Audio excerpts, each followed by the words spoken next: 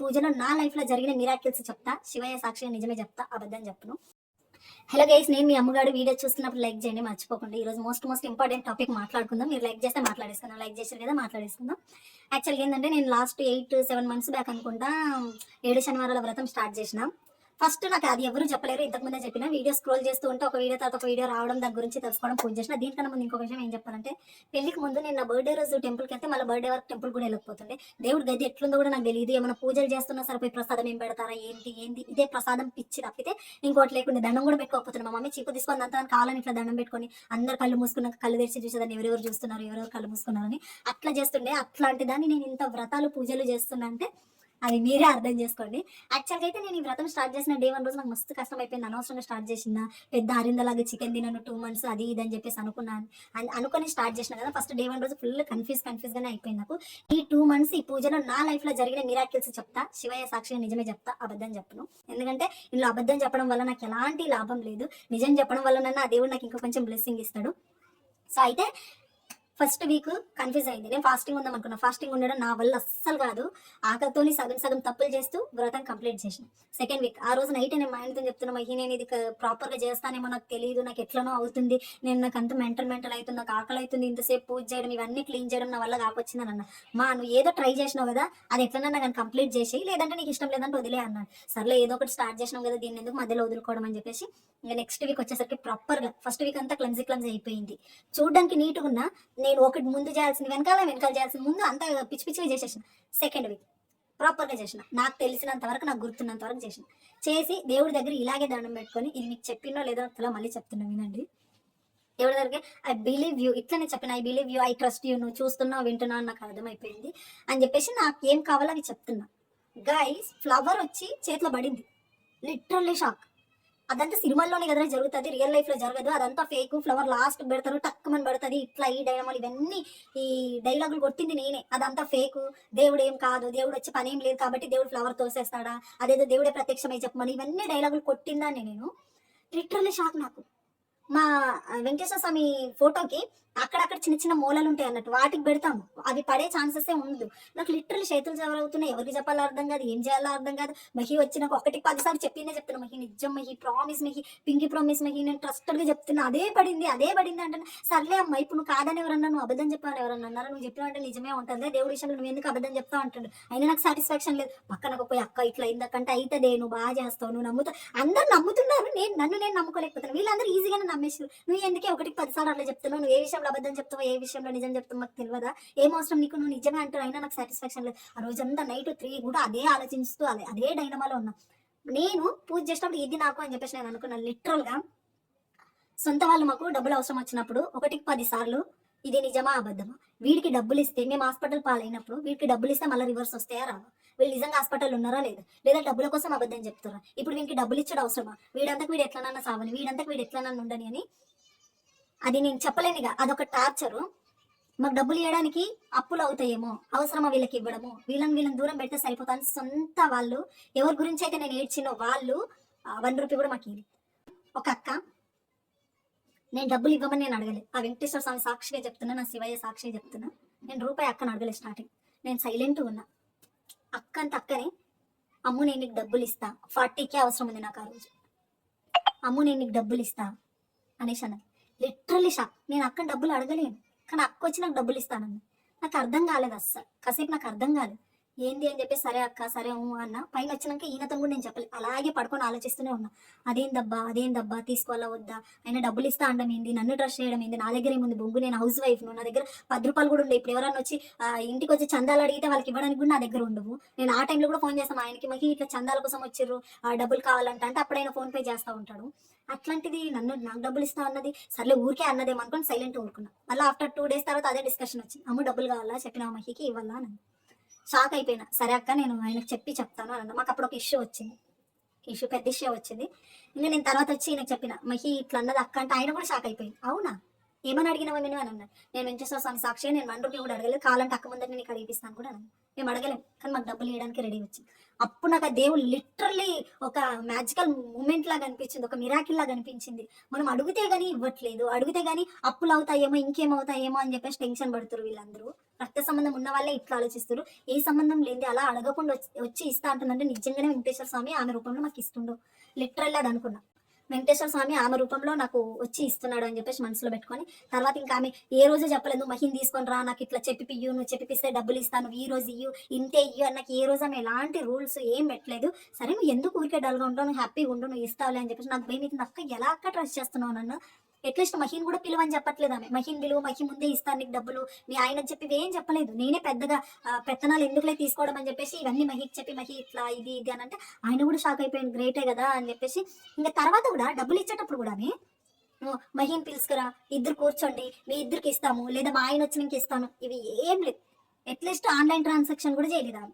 ఆమె వెళ్ళి credit card తీసుకొని వెళ్ళి ఆన్లైన్లో అయినా చేయొచ్చు కదా అలా కూడా చేయలేదు.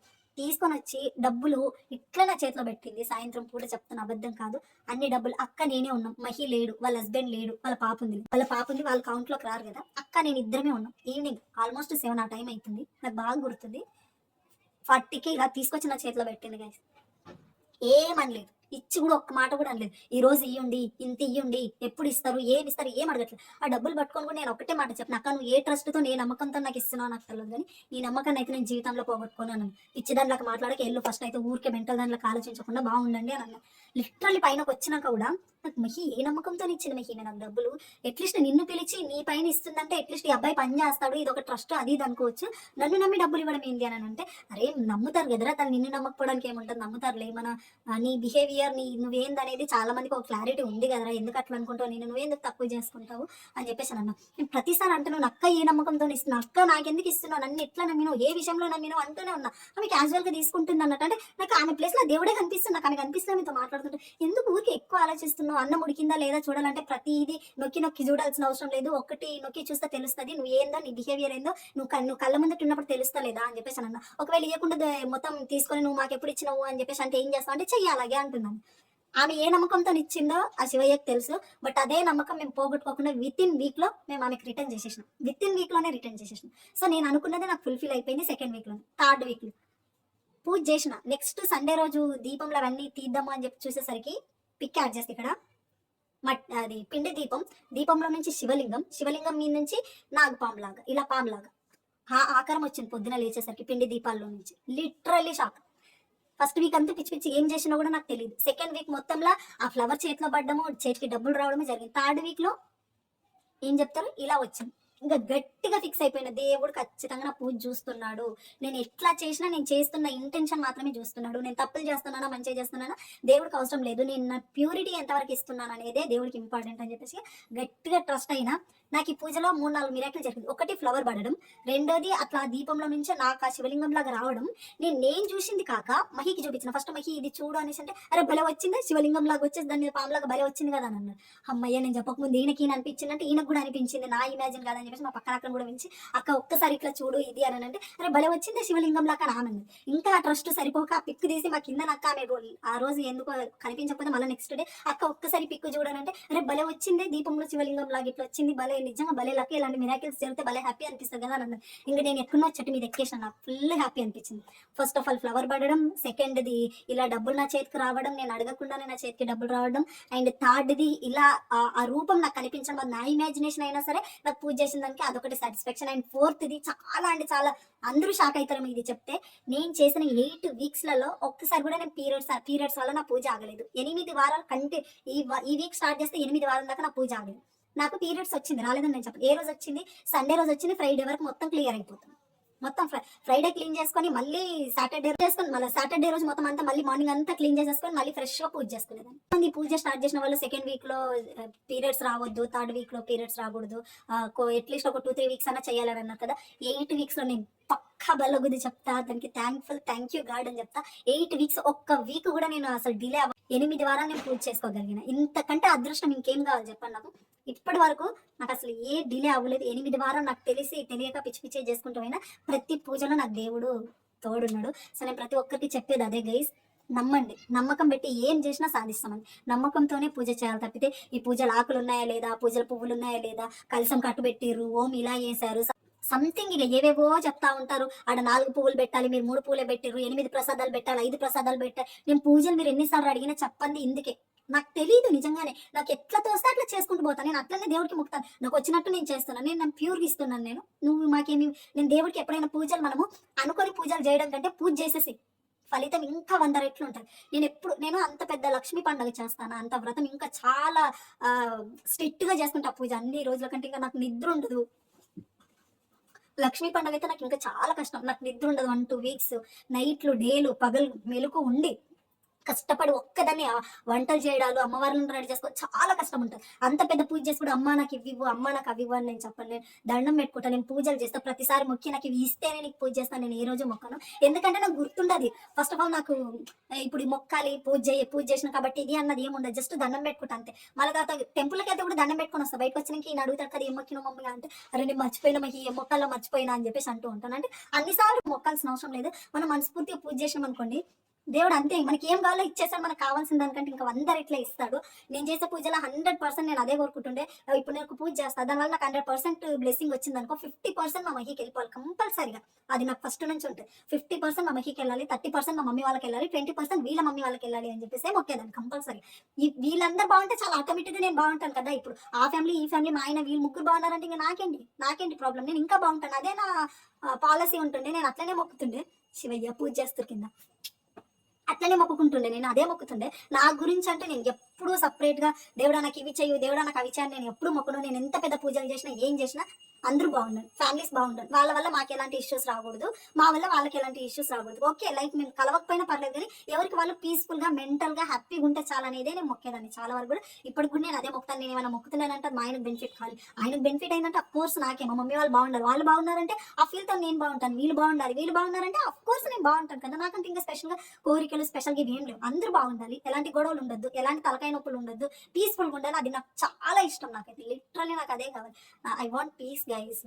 నేను చాలా వరకు నా లైఫ్ ఎలా ఉందో అలా మీకు చూపిస్తున్నా. నేను 10 రూపాయలది కొంటే 10 రూపాయలే చూపిస్తాను. నేను 10 రూపాయలకు కొని మీకు వచ్చి 100 రూపాయలని చెప్పొచ్చు. నేను బిల్డప్ కొట్టొచ్చు. కానీ నేను ఎందుకు కొట్టను, నేను ఎందుకు చెప్పను, చాలా తక్కువనే చూపిస్తాను. మా లైఫ్ ఎలా ఉందో అలా న్యాచురల్‌గా చూపిస్తాను. నేను తినే ఫుడ్ అయ్యి ఉండొచ్చు, నేను కొనే బట్టలు అయ్యి ఉండొచ్చు. మీకు మోస్ట్ రీసెంట్లీ నా మ్యారేజ్ డే శారీ ఎంత బాగుంది. అది నేను 200 250 అంతకంటే ఎక్కువ పెట్టి నేను కొనలేదు.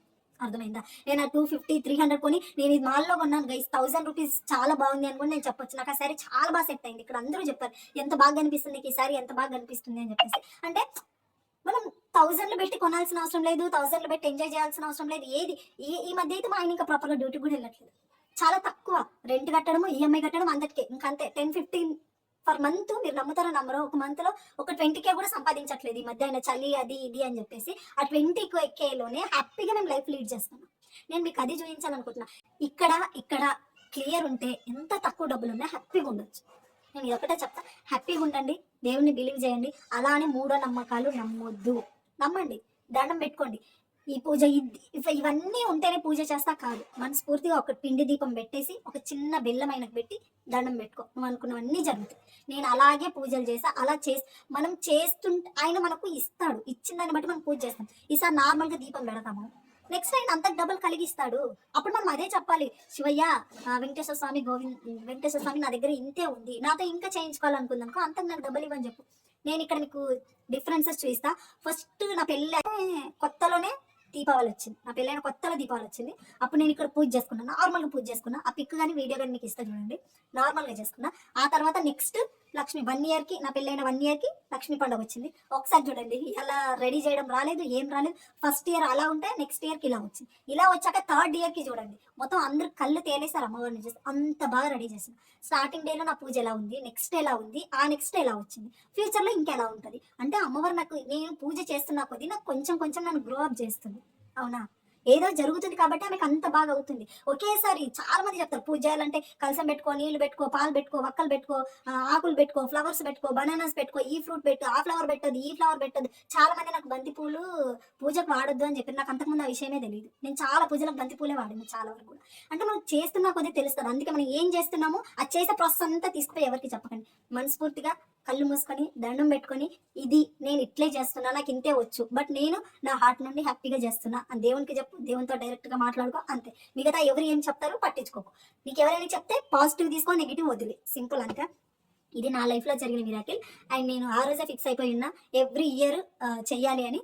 ఇంకా నేను ఈ ఇయర్ జనవరిలో స్టార్ట్ చేద్దాం అనుకుంటున్నాను. ఎందుకంటే ఏం చెప్తారు, జనవరి అంటే మనకి ఇయర్ స్టార్ట్ కాబట్టి కొత్త ఇయర్లో స్టార్ట్ చేద్దాం, ఎవ్రీ ఇయర్ ఇంకా జనవరిలోనే స్టార్ట్ చేద్దాం అని చెప్పేసి నేను అనుకున్నాను. నాకు బిలీవ్ వచ్చింది, నేను దేవుడిని నమ్మినా, నాకు నమ్మకం కలిగింది కాబట్టి నేను ఇప్పుడు జనవరిలో స్టార్ట్ చేస్తాను. ఎప్పుడు స్టార్ట్ చేస్తాను తెలియదు కానీ జనవరిలోనే పూజ కంపల్సరీ స్టార్ట్ చేస్తా.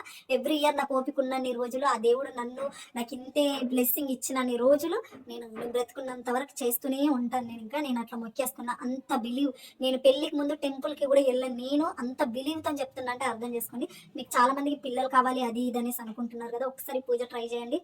మంచి మంచి ఛానల్స్ ఉన్నాయి, నేనే చెప్తున్నా, నన్నే ఫాలో అవ్వమని నేను చెప్పట్లేదు, నాకే తెలియదు. మీకు మంచి మంచి ఛానళ్ళు ఉంటాయి, వీళ్ళు పంతులు గారు ఉండే కొన్ని ఛానల్, గురువు గారు వాళ్ళందరూ ఉంటారు కదా, వాళ్ళ దగ్గరికి వెళ్ళండి, క్లియర్గా పిన్ టు పిన్ చెప్తారు. అండ్ ముడుపు కూడా కట్టుకోండి. నేను లాస్ట్ ఇయర్ ముడుపు కట్టలేదు, ఈసారి ముడుపు కట్టుకుంటా. మీరు ఈ పూజ చేస్తే తిరుపతికి వెళ్ళాలేమో, ఆడికి వెళ్ళాలేమో, ఇట్లనే చేయాలేమో ఏం లేదు. జస్ట్ దండం పెట్టుకొని అది పిండి దీపమైన పెట్టినా చాలా సరిపోతుంది. వెంకటేశ్వర స్వామి చాలా చాలా చాలా పవర్ఫుల్. ఖచ్చితంగా ట్రస్ట్ మీ గైస్.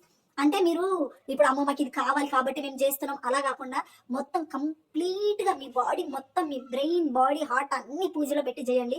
ఖచ్చితంగా దేవుడు దిగొచ్చి ఇస్తాడు, పక్కా. ఇది తదాస్తు చెప్తున్నా. అనుకుంటున్నారో కొత్త సంవత్సరం కొత్తగా చేంజ్ అవుదాం. And thank you so much, love you. ఇంతే పాజిటివిటీతో మనం ఇంకొంచెం ముందుకు వెళ్దాము. ఈసారి ముడుపు కట్టేటి కూడా కొన్ని చెప్తా, బట్ ఎగ్జాక్ట్లీ ప్రాసెస్ అయితే నేను చెప్పను. ఎందుకంటే నేనే కన్ఫ్యూజ్ అవుతా, నేనే మిస్టేక్లు చేస్తా. నేను తప్పులు చేస్తే ఇంకొకరిని గైడ్ చేయడం కరెక్ట్ కాదు. సో ఈ తెలుగు ఏదో ఉంటుంది, గురువు గారి ఛానళ్ళు కొన్ని ఉంటాయి, నాకు గుర్తొస్తలేదు, సారీ. ఆ గురువు గారి ఛానల్లోకి వెళ్ళండి. నేను కూడా ఆ గురువే చూస్తాను చాలా వరకు కూడా. అండ్ మోస్ట్లీ ఇంకొకటి అండి, నా వీడియో చూసి నా సబ్స్క్రైబర్స్ ఎవరన్నా ఈ వ్రతం చేసుకుంటే వాళ్ళు ఏమనుకుంటున్నారో అది జరిగిపోయింది, తదాస్తు, అంతే. నేనే చెప్తున్నా, తదాస్తు జరిగిపోను, అంతే. ఇంకా ఏమనుకుంటే అవి ఇచ్చేయి స్వామి, వెంకటేశ్వర స్వామి. వాళ్ళకు కిడ్స్ కావాలంటే కిడ్స్ ఇచ్చేస్తే, ఏం కావాలంటే అది ఇచ్చేసి వాళ్ళందరూ బాగుండాలి. నీ పేరు ఎవరైతే తలుచుకుంటారో వాళ్ళందరూ బాగుండాలనేసి. అండ్ ఈ వీడియో త్రూ ఎవరైతే స్టార్ట్ చేయాలనుకుంటున్నారో, ఎవరైతే ఏం చేయాలనుకుంటున్నారో చేసేయండి. ఇదైతే 200% పక్కా పక్కా పక్కా ట్రూత్. ట్రై చేసేయండి. And thank you so much, love you all. ఇలా నా మిస్టేక్లను నన్ను కరెక్ట్ చేస్తూనే ఉండండి, నేను ఎవరిని రాంగ్గా తీసుకోను. అండ్ 200% ట్రస్ట్ చేస్తా. And thank you so much, love you all. Lots of hugs. I really like you, love you. Thank you so much, bye.